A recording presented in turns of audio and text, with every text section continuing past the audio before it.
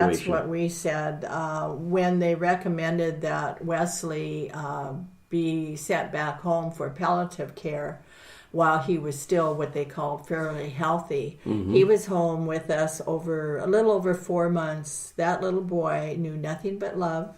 He did more things in his short life than he probably would have done when he up to 5 years old. He was sent everywhere. The hospital, Make-A-Wish. There were so many things that were bestowed upon him and his mother, because that's what Mary Bridge does also with Treehouse.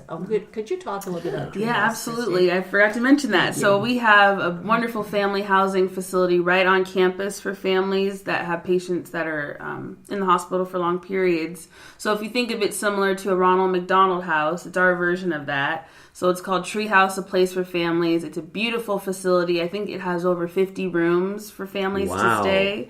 And there is a small fee to stay, but we never turn a family away if they can't afford it. So we also rely on donors and philanthropy to cover those gaps. But it's beautiful. They have their own room, own bathroom. There's laundry facilities on site, and there's a full stocked kitchen as well. Why, isn't that wonderful? That makes such a big difference.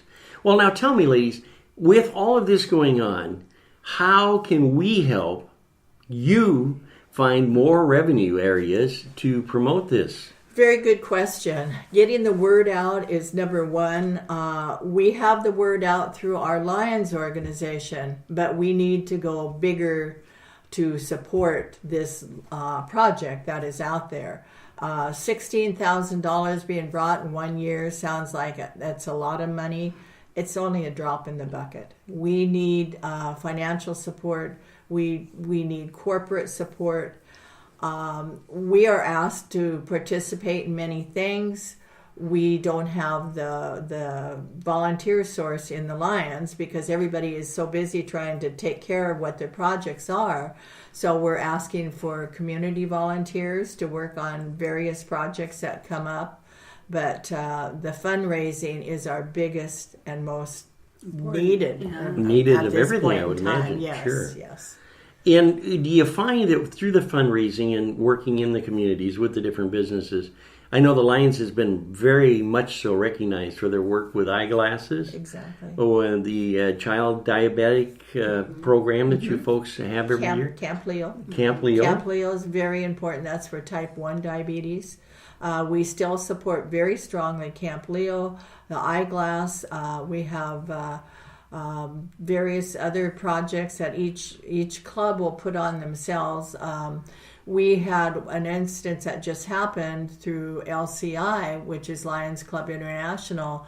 We had a tornado up at Port Orchard, and the Lions Club was able to put in for a grant, and we got $10,000 to help the Port Orchard people to get back whole.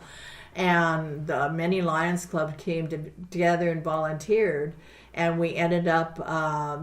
They only needed, I think it was $4,000 or $5,000 from us, so the rest of the money we sent back to LCI. So we're out there to help the community in whatever needs besides childhood cancer and diabetes and glasses. How can we get a hold of you as members of the community to sponsor or donate to the Lions, to this particular organization? Yeah, I would love to answer any questions or talk with anyone who's interested. My email address is cturner@multicare.org. And my phone number is 253-403-4661. If you Google Mary Bridge Children's Foundation, there's a contact us. You can find me under that as well. Again, my name is Christina Turner, and I'd love to talk to anyone who's interested. And from the Lions side, my name is Dee McDermott, Chair of Childhood Cancer Family Support. You can contact me through 360-456-6990. Put your name in there because we don't answer calls that aren't identified. And our email is mcphotoj@comcast.net. mcphotoj@comcast.net. How many organizations, I know you at the beginning of the show you were talking about Lions organizations that are active now in the state of Washington. Do you have any I didn't do my homework on there. I know we go from the borders up into Canada, just on the other side of the U.S. borders, all the way through over to Spokane, to the borders of Idaho. And I am sorry I don't have that number. I would be glad to get it if somebody would like it. Well, that'd be great. I really appreciate you ladies coming down and talking with us today. I'd like to say thank you so much for your time and the ability and the efforts that you're putting in on behalf of the kids. Thank you. Thank you for having us. That concludes our show, and I'm going to take the last word today, and I want to remind everybody that no matter how tough things get, always keep us smiling.